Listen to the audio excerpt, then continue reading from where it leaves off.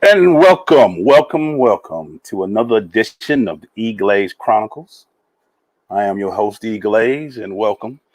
You're streaming live on OTV Media LLC, where healthy conversations happen. So glad to be with you again today.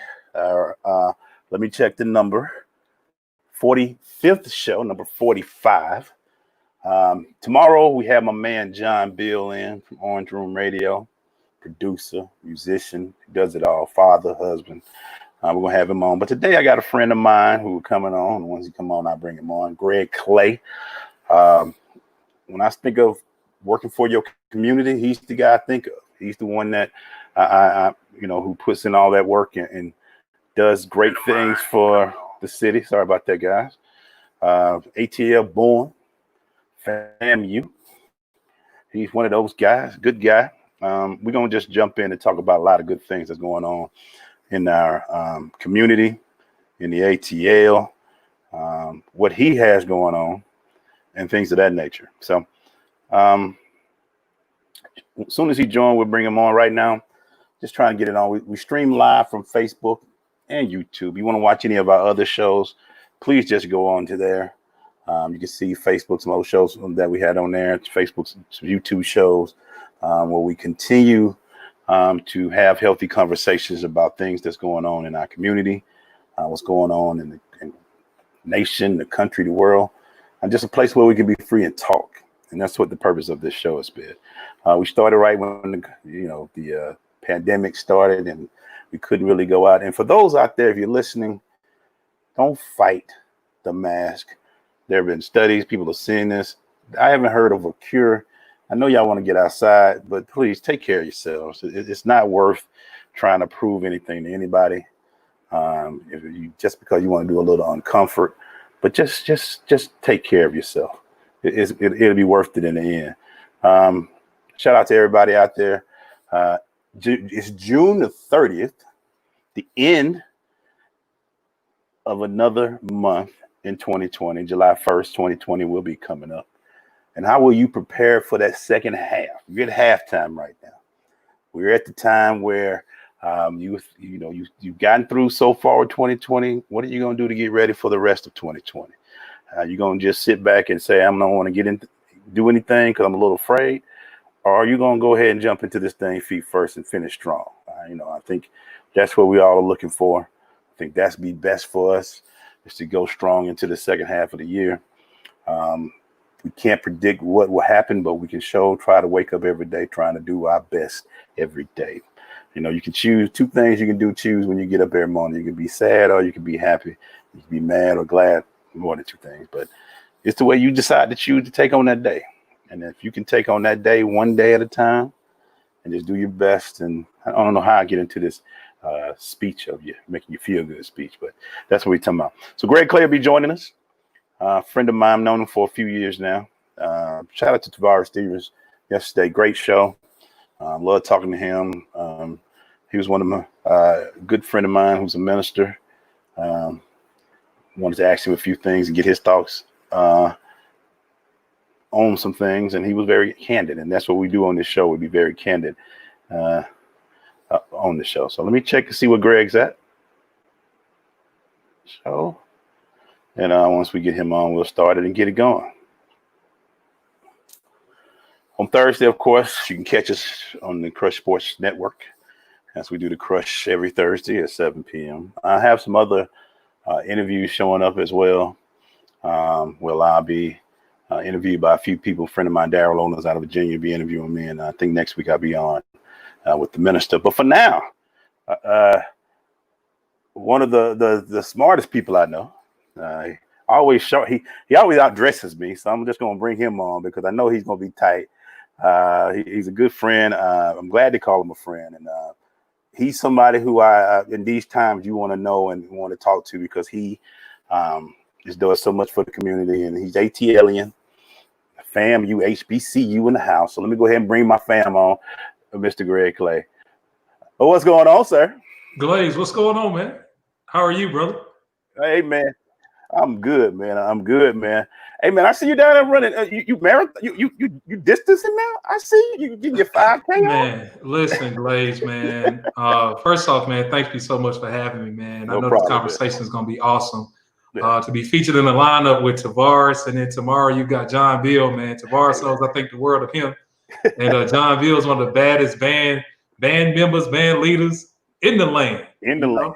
In the land. But yeah, man, a part of this renewing, my commitment to my personal health, Glaze. Yeah. Man, I've gotten the gym. Shout out to Ray Grayson with Mr. Shut Up and Train, his brand. Both Shawnee and I have been in the gym, man. He's a FAMU Rattler as well, and has a very successful business. So we're supporting folks that are in that space. And yeah, man, we were down in Brunswick for a run that was organized by some folks that are from Brunswick in the midst of everything that's going on, social justice related to Ahmaud Arbery, and so many things going on, post George Floyd, and just the many things that we can, discuss around social justice. And it was great to go over to Brunswick and just support what they had going on, Glaze. It's great to have, this health journey on one side of things, and then, running for a purpose on the other side. And man, I got out fast, ran my fastest mile at 8:20, 8 minutes, 20 seconds. I was moving and I started huffing and puffing, man. That air down there gets thick, brother. And so I slowed down a little bit, man, but met my goal, man. It was my first 5K, Glaze. Met my goal of under 30 minutes. And so, brother, man, it feels amazing to kind of start from there and then work my way up. Man, you're looking great. I can see it in you. You're looking all slim out there. You're getting ready. Before we get into the issues at hand, my brother, let's talk about this. I want to know your thoughts, and I'm pulling out a sports question about FAMU going to the SWAC. What are your thoughts about that, bro? So what's interesting is, and we follow it very, very closely, man. We were part of that group where, remember last year for the Celebration Bowl, FAMU got boxed out. Yeah, we got boxed out because of our sanctions, and I'm still I have a strong opinion about penalizing current students at the very least for past administrative actions. If anything, hit those guys in the pockets or litigate or find some other way not to penalize. And this is a prime example, Glaze, because we had an awesome season where we beat A&T, right? And then A&T comes back and says, "Hey, we're so dominant that we got to leave." And we're like, wait one second. FAMU folks were saying, wait a second, you were, shout out to all my A&T folks. Y'all were doing a good job. But if FAM was in the Celebration Bowl in Atlanta, Georgia, right, and we had played, we would have won it, right? And maybe that argument that A&T is making doesn't hold its weight. But I get it, man. Now you got this very exciting conference where we'll join a number of different teams that are, pulling in a lot of crowds. When you look at the number of people that are being pulled in for, call it HBCU games and classics and things of that nature, the money's there. Yep. When you talk about sustainability and spending within our own networks. And so I think it's going to add a jolt to, of course, not this football season, unfortunately, due to COVID because of, folks' comfort level in traveling. But it's going to add a jolt to FAMU, man. I hope that we raise a lot of money around it. Our athletic department needs it. And our school for the banner institution that we've been to the HBCU culture. We have been the banner institution, Glaze. And shout out to all my other HBCUs, but don't nobody do it like FAMU. And, I'm from Atlanta. So shout out to Clark. Shout out to Morehouse. Shout out to Morris Brown. Shout out to Spelman. Shout out to everybody on the AUC. But nobody does it like the FAMU Rattlers on the highest of 7 hills. Not 6, but 7. I have to give you credit, man. I was looking forward to y'all coming last year. I was really disappointed y'all didn't make it to the Celebration Bowl because I think just the FAMU being there. I remember back when I was in my olden days, as I say, when they used to have those classics in the dome and y'all would play Tennessee State and teams like that, the crowds y'all would bring. I knew it would have been good. And, it wouldn't have hurt that, the city's mayors for FAMU Rattler as well. So indeed. Shout out to Keisha. I thought that would have been great. So let's continue, man, and it just to this point, Greg, I know as far as ATL, this is your home. This is what you always say till you die, ATL till you die. What do you feel like right now the current climate of the ATL is? Yeah, it mirrors, Glaze, the climate across the country. You know, the frustration around police brutality, the frustration around how we spend public resources, not just to protect and police our neighborhoods, but this started conversation that's happening on how public resources, whether it be the city, the county, the school board, whoever, even the state, are providing governance to the things that are important to us. And so it's interesting to see, as you know, municipalities have had their conversations regarding budgets, how that conversation has changed. It's interesting to see how folks' antennas have gone up nationally around the conversation, really catching up to, you know, some of the really deep conversations that even you and I and our network have had. I think it's an awesome time for change, and people are having to ask themselves the question about, you know, how they can either recommit to what it is that they're doing or double down on something different. I think the conversation transcends race.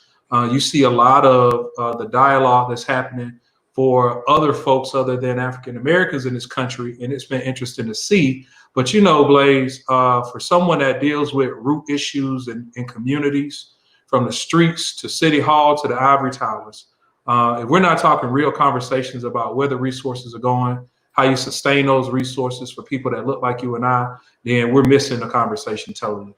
And I know that's an interesting point to start the conversation, right? Because we can go a lot of different directions with it. But when it comes to sustainability, when it comes to shaping the culture, when it comes to this concept of thinking about the next 20, 30, 40 years, man, we got to be very intentional about that, how we spend our money, who's getting the resources, and how we're spending that stuff in our own communities. You know, when you think about how the Black dollar circulates in our neighborhoods and communities, when you think about housing and equity issues, specifically in Atlanta, you know, Southwest Atlanta, west side of Atlanta, all around really.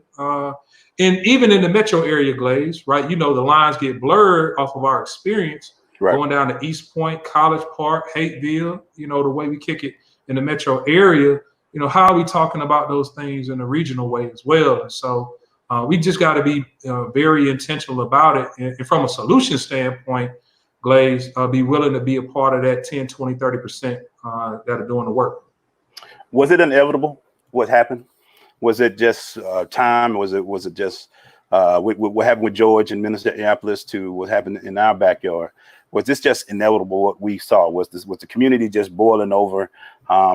And with this, and I'm actually a two-parter, do we see sustainable change from this? You know, so I'm actually, was it inevitable? And since it did happen, can we see change happening going forward? What are your thoughts? Sure. You know, as a Black male, it's no secret about our experience with policing in this country. You know, as a brother that was growing up in urban city Atlanta, you know, moving and navigating around the urban city of Atlanta while I was in Southwest Atlanta that was, you know, predominantly Black. You know, still when you went to the core of the city or you went to other sides of town, South Cobb County, you know, areas, you know, north of kind of Southside Riverdale, all those areas where you encounter different folks other than people that you lived around, you know, it was just different as an African-American male, even in historical context of Atlanta, just growing up sometimes in some of these conversations around race. You know, being called, you know, the N-word, you know, I want to drop the N-word on your show. Experiences with police as we navigated. It shaped my perspective on how all of these things, just like African-American men across this country, have seen this type of thing before. I think that from a timing standpoint, seeing as many instances in one particular moment as the world kind of slowed down due to COVID and folks started to become more aware, I think that balance is divine. You know, I'll go into my faith and how God moves and how God works. You know, there's a very unique part of this particular time where a lot of folks were paying attention, and a lot of that information didn't go unnoticed. And you've got these many different facets of the population reacting in different ways, from our young folks to our seasoned professionals to our, you know, folks that, you know, a rumbling tumble, blue collar, white collar, everybody is approaching this conversation from a different lens, and it's refreshing. Because to your second part of the question, I think real change comes in this way. Anytime you've got so many different things aligned the way they are, you got so many folks that are coming to realize that these are the types of things that we've been talking about for so long, and we can't ignore it. It's up to us, Glaze, and people that look up to us, or people that we look up to keep that expectation on the table. You just got to be able nowadays to clearly communicate expectations. Folks got to understand what it is, and continue to drill the point home. Understand what it is that we've been talking about, because it's a complex thing, and we've got to get this right. We just got to get it right. Being someone like you who's worked so hard in the community, were you surprised at the way Atlanta reacted with the whole night? And what are your thoughts on the response that we've had from, and this is what real conversation, you my man, from the mayor and the city council since that has happened? What are your thoughts about that? Yeah, I mean, the conversation that was national, and then it got very localized with the incident with Rashard and the incident with the students that were Morehouse and Spelman. It goes to show you, part of the conversations that we always had was, what happens when conflict hits the fan in times like these and seasons like these. And it happens in Atlanta when you got a Black mayor, Black district attorney, Black elected officials, right? And so you saw this interesting response that was happening, the firing of the officers, the prosecution of the officers in those Atlanta specific cases that were very different than, instances that have happened in the past related to police killing unarmed Black folk in Atlanta in recent history. Atlanta has a history of, and I know a lot of folks don't talk about it, but we've got a history of folks that have been searching for justice for other Black males and folks that have been killed by police in the city. But in this microcosm of time of the national conversation, I think it had such swift action because part of political motivations, it's campaign season, Glaze. So people, you gotta kind of, I ain't speaking up or down on it, but you just got to recognize that that's the timing of the things, right? Yeah. So you got to question that. That just has to be on the table. Yeah, mixed with, the whole, notion that, the mayor could potentially be the VP pick. How does that response blend with what's happening in the national conversation around, what Vice President Biden will do? Like it's a lot of things that go into how we saw the city respond. And especially city council folks as well. There have been a lot of conversations because this is the budget year about how in the budget, went forward in the city of Atlanta. But there was a lot of conversations, Glaze, about, how we're going to spend dollars and cents related to policing. I think that conversation needs to be broader. I think it needs to be a lot broader when it comes to, how folks are spending money across the board with city services. But man, the response overall has been a very, very interesting one. If and I hate to say, if I was in the space, I think you just gotta, make sure you check the boxes on asking a lot of different questions of the layers of people that make up our community. In addition to protests that are happening across, the city, there's a large population of folks that still have an opinion about what's happening, whether it's, slicing the police funding in half, for people that have been, calling the police and they never come. You know what I mean? On the west side, where people are saying, hey, if, every time I call the police, they never come, we need more resources. They're having a different type of conversation about, more officers, right? And so they're just things that you've got to, check the box on. And real accountability, while the money's attached to it, Glaze, you've also got to take the people into consideration as well. If you are a police chief or you're a white shirt person in the police department, like, how are you having conversations around accountability from tracking profiling? Are you asking your officers to track every single person that they pull over? Are you asking your officers to do certain things relating to policing in an innovative way in our neighborhoods and communities that speak to true and transparent accountability? Right. And Glaze, that doesn't mean that you're spending more or less money. That just means that you're leading in a different way. Right. And so it just opens the door for all of these conversations, man, that I'm hoping that really pushes a tipping point in the city of Atlanta to really lead the way. Glaze, we should be leading the way in this stuff, man. Yeah, we should be. It's you said it.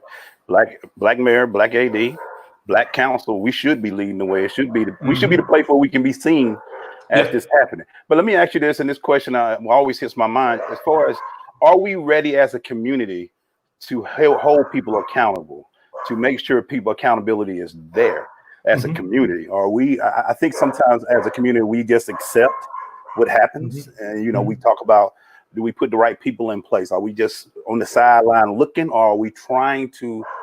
Are we holding that?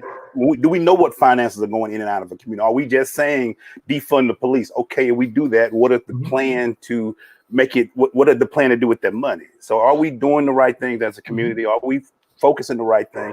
What are your thoughts about accountability, and is our community and the black community ready to do that and hold these people responsible as we should?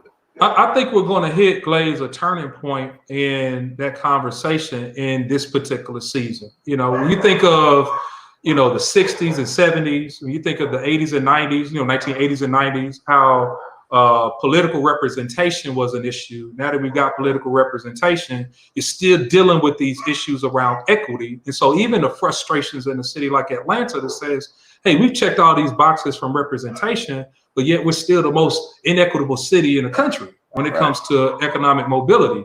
I think that accountability conversation is going to turn the corner, Glaze. And the reason why is that, more people are coming to the table. More people are wanting to get information and get educated about public policy, what public administrators do, how that city is keeping things attached that they're responsible for, especially when it comes to policy and Glaze. So I think that, man, we're really, really going to turn the corner on accountability because more eyes are on our systems of governance.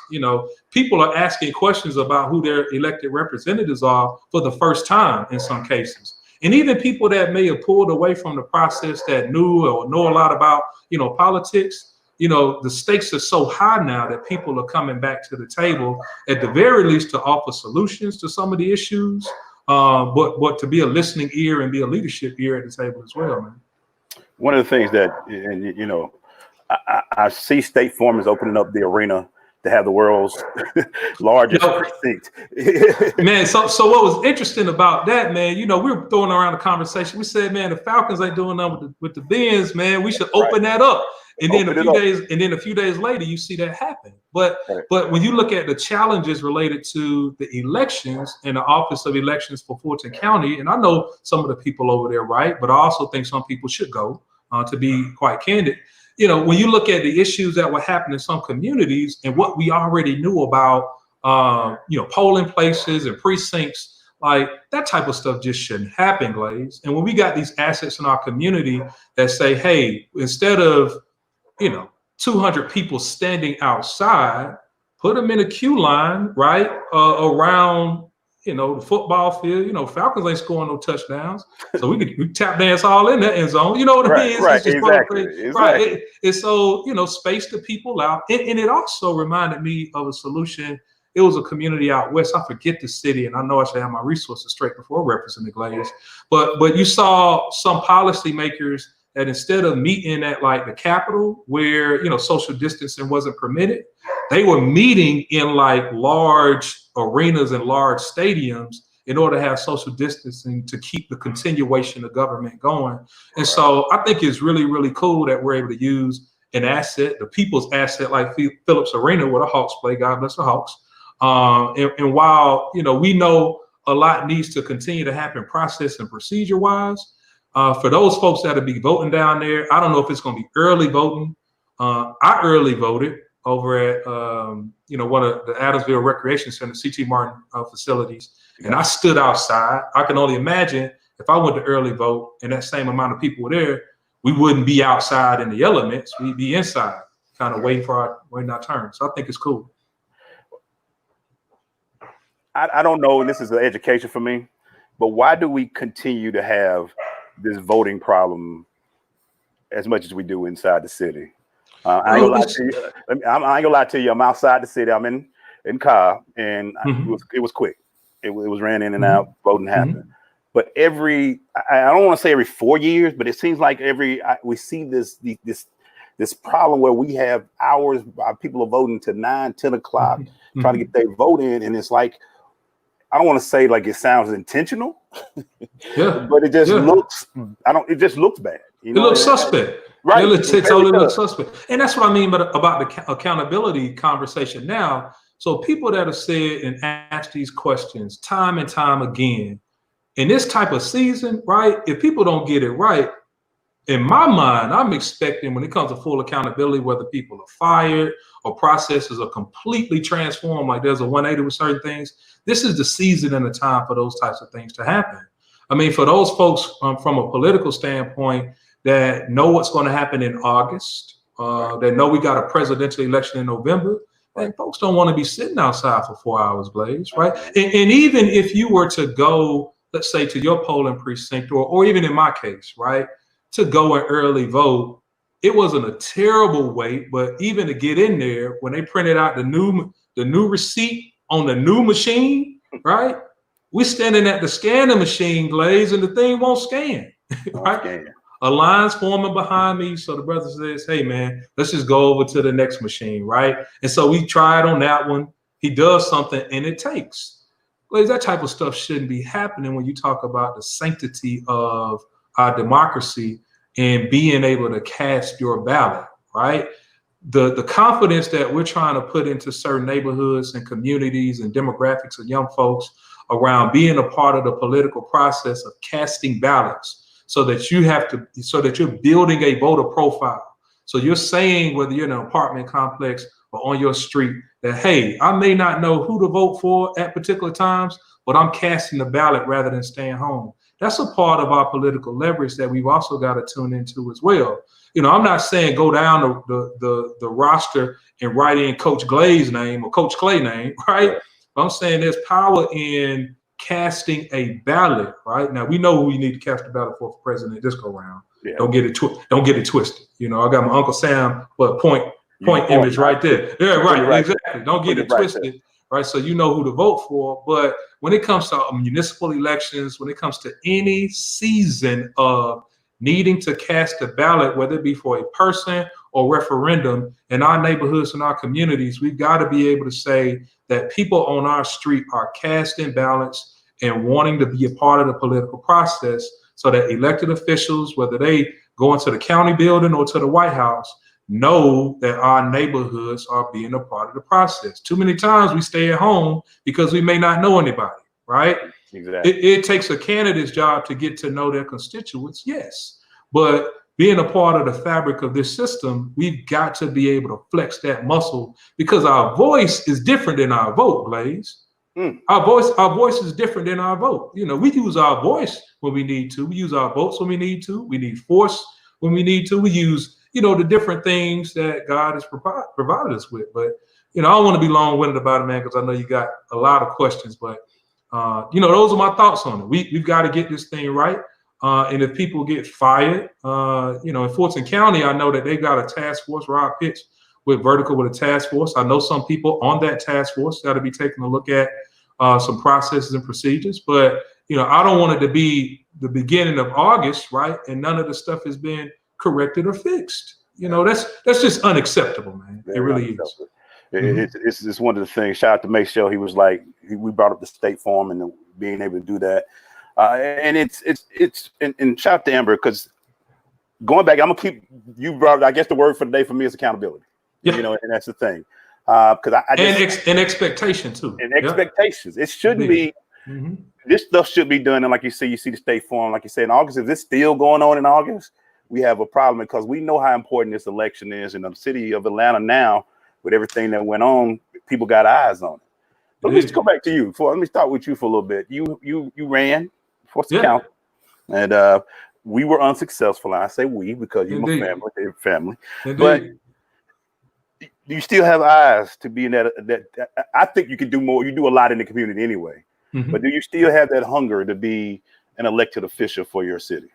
Yeah, man, it's up and down, man. You know, part of the narrative when I ran, and this is something that I realized from working for 6 different municipalities in 3 different states and working with elected officials. I soon found out in working with civic leaders and faith leaders and people in neighborhoods that your title or position, doesn't really change how you can impact neighborhoods and communities, right?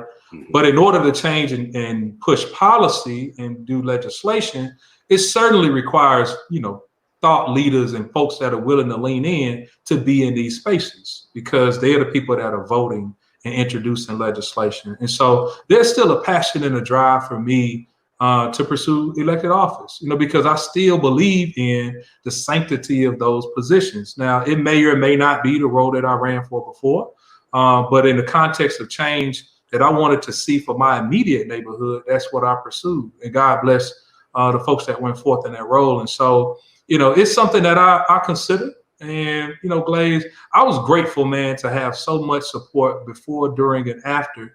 You just never know when you run for office, man. And if there's anybody that's watching this that's thinking about running for office, well, you can come on the other side and you've got, 95% of your support still in tow, right? And people are still keeping the candid in 1,000 with you, man. That's a blessing. Right. And if anything, I'll not only retain a lot of, support I grew support, just from being level-headed and keeping 1,000 during the campaign. And so, we'll see what happens in the near future, man. Elections for, at least campaigns, will start picking up next year in the city of Atlanta. If not on the ticket, man, I'll definitely be supporting folks, progressive folks that I think should be in the place, because I just can't sit on the sidelines of those conversations. But, for folks that are, again, interested in pursuing those offices, man, hit me up, DM me, at Go Clay on all the platforms, man. I'll be sure to give you my candid advice based off of my man Glaze answering the question. And let me ask you this: what did you learn about you during that process? Yeah. Did it make you want to do more? Did it make you say, I got to change some things? What did you learn about yourself during that whole process? Because I thought, because it was, just to give everybody a little background, you ran twice. Right. For it. You ran the first time, and the guy, rest his soul, passed away. You had the position, then you ran again. What did you learn during that process about Greg Clay, and where do you want, going forward? What did you take from those lessons? Man, Glaze, I learned a lot about my faith, man. The second time around, when you think about 2 or 3 votes that prevent you from moving on to a runoff, and then going on to the next phase, God will put things right there in your face to test you, man. He won't put it far across the room, right? He'll put it right here in order to test you, to see if you will remain faithful to all the testimonies and things that he's brought you through. And so, being someone of faith and saying, hey, I'm going to pursue these roles, and this is what, I think is the will of God for me. When you don't reach those roles, then comes a point where you got to reconcile, right? And I think that gets lost in the conversation, whether you're pursuing a job, whether you're pursuing a title, whether you're pursuing funding, right? There's a space where you've got to be able to reconcile what you thought God wanted for you and what God got for you, right? And I was able to reconcile that, again, going back to my support system. My fiance, Shani, was awesome. During the first run, my mother passed away, rest her soul, during the campaign, man. And so when you think about your motivations and why you do things to make your mama proud, right? Not being able to grieve during that time was an interesting thing. I thought a sunset in the campaign, but now, beyond that, the things that I learned were different narratives about my motivations were realized. And then again, going back to that reconciliation, you think about all, again, the things that you learned that God put you through that help you to become a better leader, to help you to communicate more, to really test you in the space of your, I wouldn't even say enemies, but people that don't want to see you succeed as well. The devil works, now we keep some for the devil, man. We punch the devil in the mouth, right? But you got to be mindful of that type of stuff. You got to be mindful of what to give God.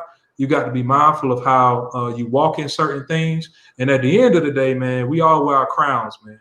And if I'm not wearing my crown, I can't go look at a young king in middle school and talk about how he need to pick his crown up. And so, spaceships don't come with mirrors, don't come with rearview mirrors, Glaze. We keep on going, man.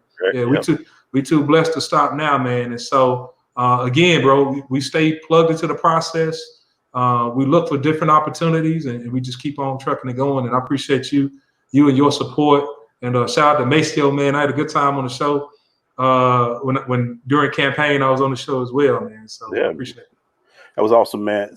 And you know, I want to ask you this because you are ATL through and through the blood. What's the Atlanta that you see that a lot of people might not see?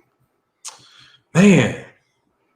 So I always said this, man, and you know, I'll probably see it on a T-shirt or somebody tweet it one day, man. You know, people drive through Atlanta to get to Wakanda. You know, all of this stuff that people say, Atlanta, Wakanda this, Wakanda that, man. Folks, for wherever they circle or square or place of Wakanda is, that folks kind of call it that, you know, I feel that people are driving through the real Atlanta to get there. You know, I represent a family of blue collar working class family. You know, my folks work hard. We were under the poverty line, man. We were true blue Atlantans that didn't want no fame or clout or none of that fame or glory or none of it. We were just good Christian Atlantans, you know, that helped to build this city in the midst of so many things. And for me, I grew up during the Olympics. So it was, you know, I was really an Olympics kid is the term for me, because in third grade, I saw it announced, and then we saw the city transform physically into this world-class city, right? Gentrification, you know, different things changing, right? Coming of age and saying, hey, things ain't how they were, you know, back when we were coming up, right? And then during the Olympics, boom, 96, the world literally coming to our doorstep, right? And being involved in a lot of that and seeing it firsthand really put me in a different space. And now, in my filter of seeing the city now, you know, I've been able to, you know, live a pretty diverse life, man. Like I say, you know, just living in an inner city home, you know, my parents and folks are making ends meet. Where, you know, sometimes I had to pay the power bill or the water bill because the water was cut off, right? But I also saw this side of the city where, you know, I was a caddy for Piedmont Driving Club or hanging out with folks, you know, from the network that had a little bit of money that lived on the north side, looking around like, hey, man, y'all living like this over here? You know, and so that's that Atlanta piece where if you were in the right lane or in the right mind, you saw and you were exposed to just so many different things that created this certain type of person. And I'm not unique to that. You know, a lot of people in Atlanta are unique to that. But, you know, in considering the future of Atlanta, I think we just got to get back to, you know, this nostalgia associated with hashtag old Atlanta. You know, Glaze, I'm new Atlanta too.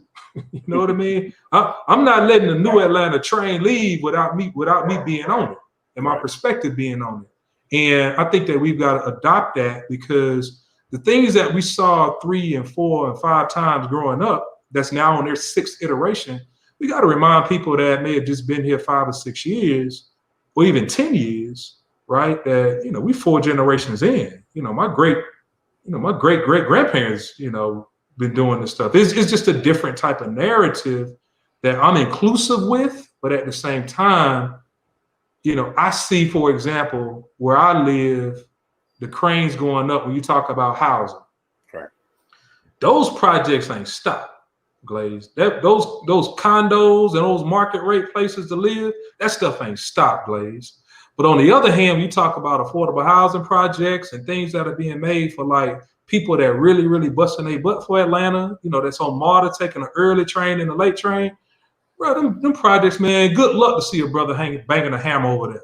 You know what I mean? Right. They got 6 and 7 cranes on projects just around the corner, but on the other corner around the way, you know, that project ain't moving. You know, and so you kind of ask yourself, well, if affordable housing is such a big priority for not just the city, but people that say they love that city, then what's the shake, right? You just got to answer that question. So, you know, having more of the presence of people at the table that want to be a part of this whole new Atlanta scheme. And when I say scheme, it's marketed as such. Right. You know, it just is. And when you're there, you know, I remember we used to go to the basement of Ponce City Market. It was City Hall East for Dream Jamboree. Shout out to all the people that coming through APS, Dream Jamboree, to get introduced to college. Man, you take some of our same people that were going to the basement of City Hall East, bring them back to Ponce City Market. We like, oh, what's going on here? And they don't, and it doesn't feel like home over there. Yeah, it's when different. You go. When we were spending money over that way, and God bless them, but it was really interesting. I had some interesting experiences over there to where I kind of had to pull back. But it's beautiful over there, man. The belt line and people roller skating and walking the dogs and biking and which brings me to my next question. And I'm gonna say it a roundabout way. Do we have a seat at the table, or did we ever have a seat at the table?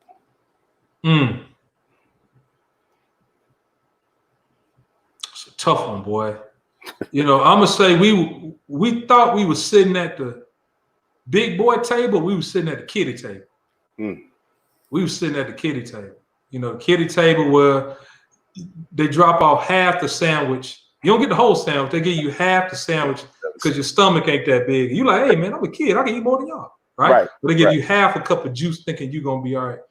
We've got to say we need a real, and again, going back to times like these where we have to own our politics, we have to own our economic dollar. Like a lot of things that we thought that we were really, really moving the meter on, Glaze, if people are being really transparent, whether they're meeting, wherever they meeting and conversing at, when you look at the quantitative stats about how people have been impacted by the present day and past decisions in this city, bro, economic immobility being at 96%, where you're talking to a group of 100 kids at a school, that's a Title I school where everybody's below the poverty line, and saying, hey, good luck. 4 of y'all might make it out of this space to not live in poverty. But we got to have that conversation. And it's one thing to disagree with the number, right? Folks might say, well, it might be instead of 96%, call it, 75%. That's still 75%. That's a big number. It's still a huge number. And so when we look at the landscape of our neighborhoods and community, when we look at the generational wealth that's transferred and not transferred, when we look at quality of life issues, and let me be clear, Glaze, because I do a lot in the education advocacy space. I understand, because I was raised in this type of household below the poverty line, right? Where folks might not be making $40,000, $50,000, $60,000 a year. But Glaze, that doesn't mean that you shouldn't have a great school and a great park. And when you dial 911, the people shouldn't show up in 4 minutes. That doesn't mean that every time you go to the gas station, they've got a $1 or $2 surcharge on your product because, they can. Or every time you look at trying to start a business or trying to open a bank account or try to buy a house, you're boxed out because you don't look a certain way or talk a certain way. Like, it's time out for those types of things. And, we got to say, look, there's a bigger table out there to have these conversations, and it's been right in front of us the whole time. And this is, I feel like this is us on a Monday night talking. So we'll go ahead and continue with that conversation. Is it our job to try to sit at that table, or should we have our own table? Well, I think it's a mixture of both. It has to be one where I think inclusive is always the route to go. One of my mentors, Nathaniel Smith, helped me to, and shout out to Nathaniel, man. He helped me to see through his work through Partnership for Southern Equity how inclusion makes economic sense.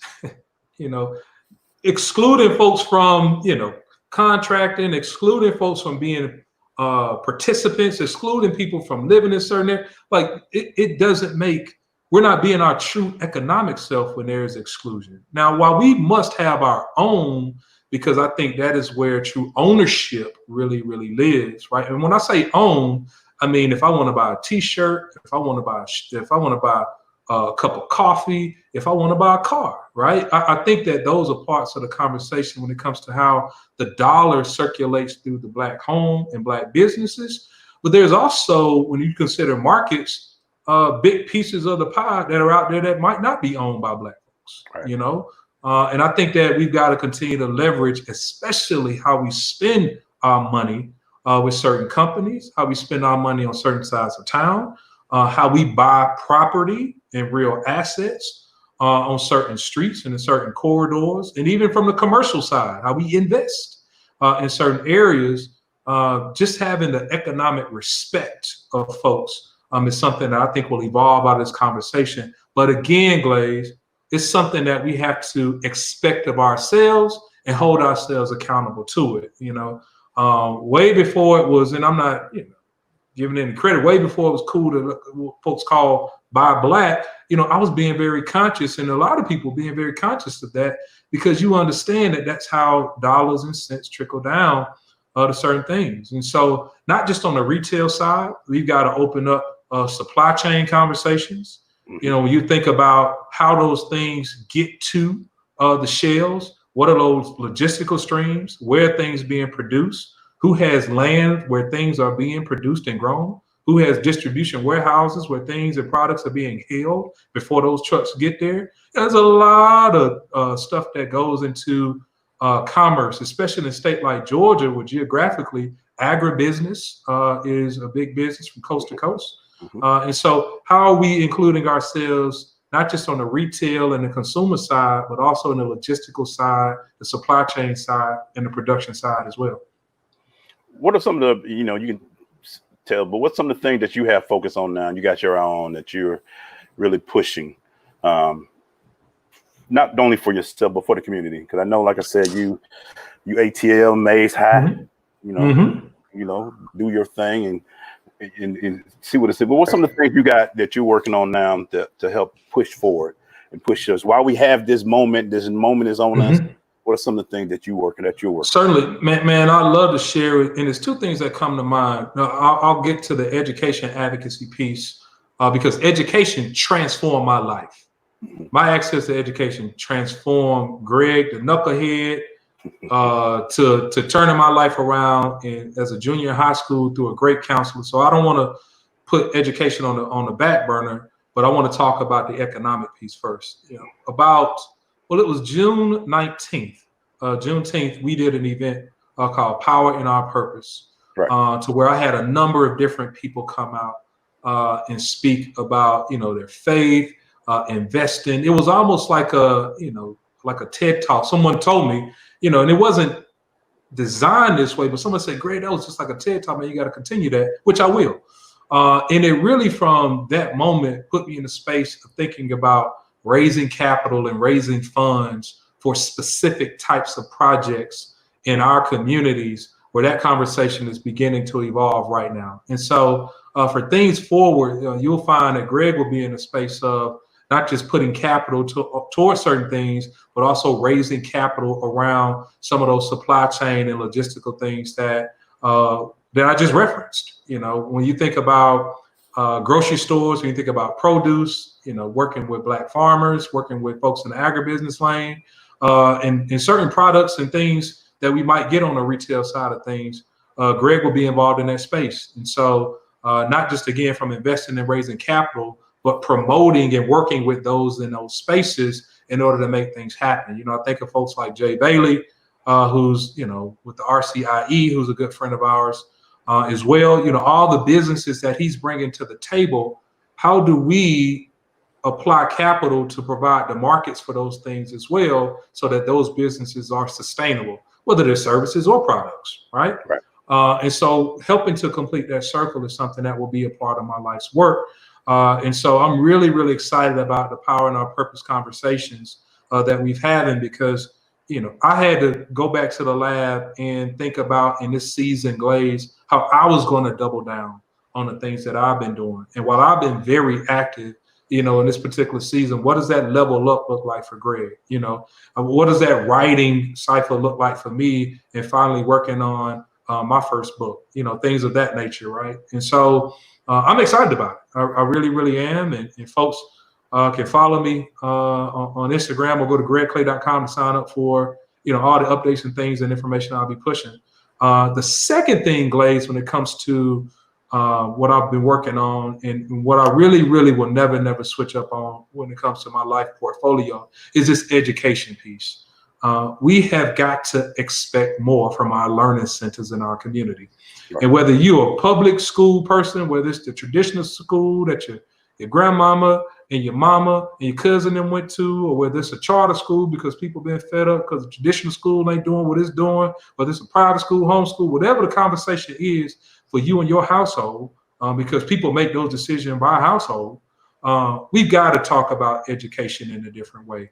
I'm working with an organization called Better Outcomes for Our Kids book. We're doing a legislative update this Thursday, July 2nd, which will feature, elected officials from a lot of Metro Atlanta systems talking about the impacts of COVID-19. But what we know is it's going to impact school and the way our children in our communities learn going forward.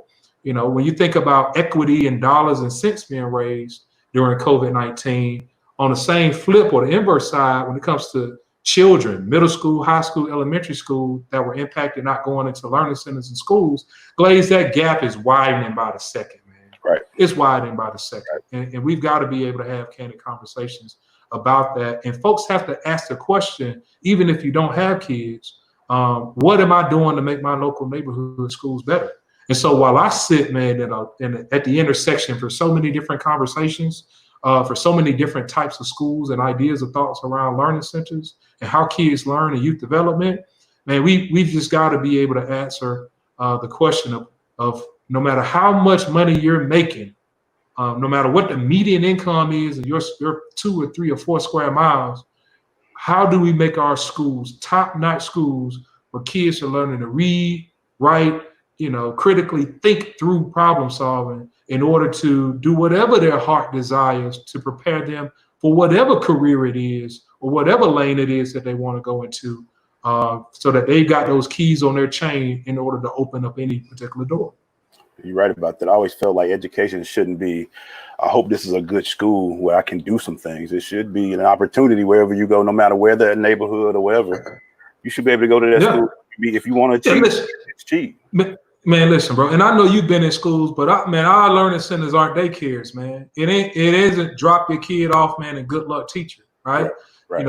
I have an expectation of the students that I interact with and talk with and mentor. I expect them to not just come back to the school and mentor and be involved and be engaged, but the conversation or this narrative around the things that we have to solve. Poverty, of course, in our communities are huge barriers.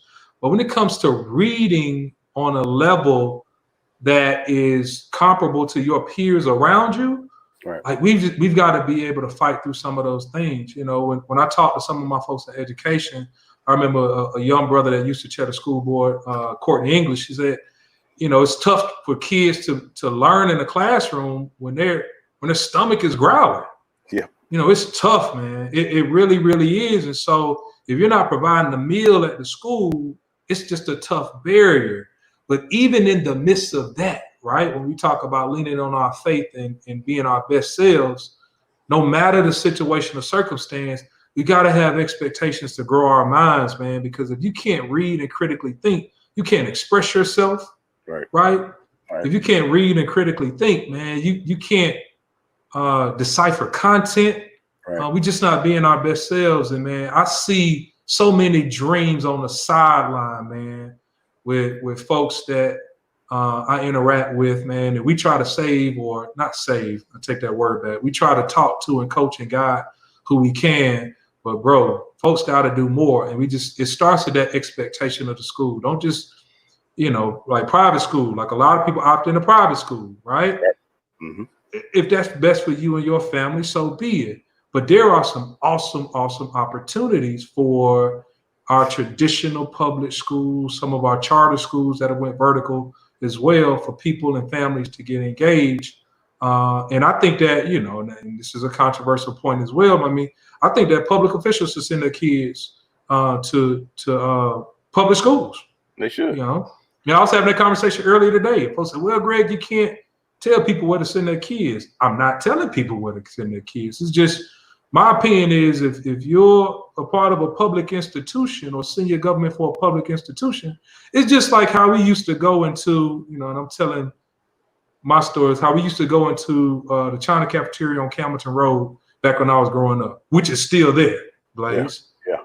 Yeah. We see the folk at that restaurant eating their food out of Tupperware from home.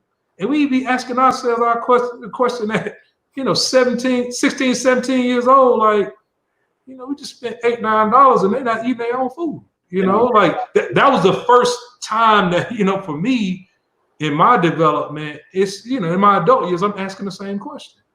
How are we going to be staffing and, folks pulling down these crazy salaries in our public institutions when, hey, the kid's not a part of it. And so it's just my personal opinion, and there are plenty of private opportunities out there as well, and if you run a Fortune 5 or 500 or Fortune 100 company, right? I feel a different way about that. It's just that with public institutions, it's just I've seen those those rooms with parents are in, man. I've seen those kids in rooms, trying to put together resources and fundraise, man. I've seen that, bro. And I know that paradigm would be different if we had a lot of our leaders in those rooms. You think about Washington High, you think about the alumni roster of Washington High, a lot of those folks were at their school because there wasn't no other school they could go to, Glaze. Go to that school, that was it. So, man, you had all that intellectual capital, not just from a young person's side or perspective, but also from adults that were leaning in and weighing in. Even on the athletic side, you know what I mean? Think about Walt Frazier hooping over at Howard. You know what I mean? Listen, man, you got Walt Frazier coming down the court, balling out of control at Howard High. That's a different type of combo. That's a different. Hey, man, we're gonna wrap it up soon. I just thank you for coming on, brother. And I want to continue that conversation because I feel like, and I agree with you, if you want to run for public office, you shouldn't be afraid to be in the public. That's just sending your kids to school and things that way. I totally agree with you. But let me finish with this. When would Miss Woodward become Mrs. Clay? Oh, it was Wooler. My bad. No. It's all good. It happens frequently, man. I tell you, Glaze, man. And for folks that don't know, I was supposed to get married early this year, and COVID-19 impacted all of that, man. Literally, the city got locked down. Really, the country got locked down a week before we were supposed to get married. And I didn't really, Glaze, I didn't know how many people it really impacted that were supposed to get married. Shout out to Essence Mag. They did a story on us and other folks that were impacted by it. And so a lot of people, man, just over the span of time have been impacted by weddings. Folks have said, go on down to the Justice of Peace and make it happen. That's not out of the book, man, but we're looking at later on this year. Okay. And folks say, yeah, man, go see the Justice of Peace. I say, man, well, have you ever met a Justice of Peace before? Like, who is this? Who is this brother or sister, the Justice of Peace? And I've married friends before, man. Shout out to Khalik and Shadi up in New York. Yeah. I'm sorry, Chicago. But yeah, man. So I'm looking for whoever the Justice of Peace is, man. Where are they? Help me find them. Man, looking for a Justice of Peace. Yeah, man. That's the funniest thing, man. Nobody ever introduced themselves as, hey, man, I'm the Justice of Peace. Yeah, I'm the one you come to. I'm that guy. Yeah, how you doing, brother? Here to get married. Yeah. But yeah, man. So later this year, man, it will, by the grace of God, happen this year, man. And for all those folks that are out there, happily married, y'all the only folk I'm taking advice from. Hey. I'm messing with you. Hey, but if you married, that's where my advice is kind of coming from. And if you're thinking about getting married, man, and finding the right one, it's a beautiful, beautiful thing, Glaze, as you know. It's a beautiful thing, bro. And I wouldn't be half the man that I am without the love and care of a woman like Shani, who's been phenomenal, has a great family, man. Her father is from Marcy Projects, man. So we have a conversation about, how education changed his life, man. Just a solid brother. Her mom, man, just a sweetheart, has really become a mother like none other for me, man. And yeah, man, it's been really, really cool to grow in that. And that's been a part of my health journey as well, man. Just mental healthness. You got to have a good, strong person by your side as you go through this thing, man. You just got to. Got to. Well, my brother, man, we family. I thank you for coming on, my brother. I think this is the type of conversation we need to be having. We need to have them real candid conversations. So I appreciate you being very candid on the show. Yeah. And what can they find you at, brother? Tell them. I know it's you the simplest guy I know at Go Clay, but tell them where all the avenues they can find you. Yeah, man. Website gregclay.com, at Go Clay. For everything I got going on, I've been able to use social media as a great outlet to just connect with people. And so, I know that social media gets a bad rap sometimes, but man, I wouldn't be able to recruit half the people that we've been doing good work with without our involvement on social media, and especially coming to platforms like these, Glaze, to help get the word out and channel out, man. And final thoughts, man. Everybody just keep pushing, man. No matter your lane, just keep pushing. We all stand at this intersection and crossroad of decisions. Glaze, I know with Optimize the Vision, man, you doing your thing. But folks, man, folks, we got to double down and continue to do our thing, man. I've got this thing from 1970 to 2070. It's this tipping point of success that we can get into later, man. But that's something I'm working on real heavy. So we got a little bit of time to get it done in this tipping point season, but I know that we're going to be able to get it done and working with brothers like yourself on platforms like these. So God bless you, bro. And God bless you too, bro. Thank you. As we said, man, I'll call it the council / the Jay and Blaine wedding crew this week. Tomorrow, I got my man John Bill. It should be a very interesting conversation itself. Maze High in the building. Thank you, brother. Samuel Rattler. We thank you for joining us. We'll see y'all guys later. Peace.